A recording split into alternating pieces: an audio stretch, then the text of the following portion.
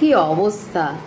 দেখো আজ একটা শ্যুট করছি, তো যাই হোক ইউটিউবের একটা শ্যুট করছিলাম।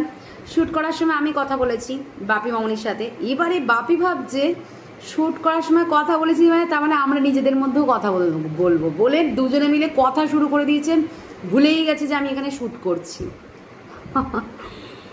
তো দেখো খাবার নিয়ে বসেছি।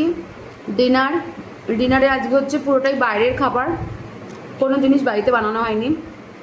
এই যে রুটি, পাতলা পাতলা রুটি, সাদা সাদা, যে রুটি বহুদিন পর আমি খাচ্ছি। আর তার সাথে হচ্ছে তড়কা, এগ তড়কা, ডিম তড়কা। ডিম তড়কার সাথে রুটির কম্বিনেশন খুব ভালো যায়, খুব ভালো যায়। তবে রুটি খাবার এক ফোঁটাও আমার ইচ্ছে ছিল না, খেতে আজকে বাধ্য।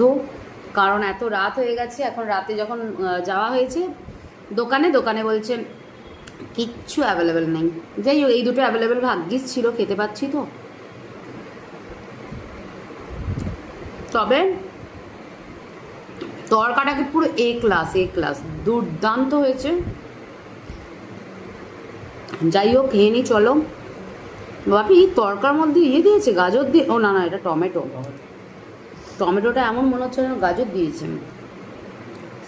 চলো খেয়ে নিই।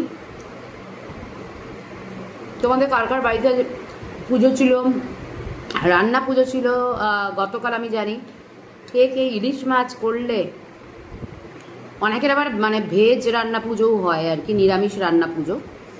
আবার অনেকের যেটা বেশিরভাগ হয় সেটা হচ্ছে ইলিশ মাছ, এসব মাছ ফাছ দিয়ে।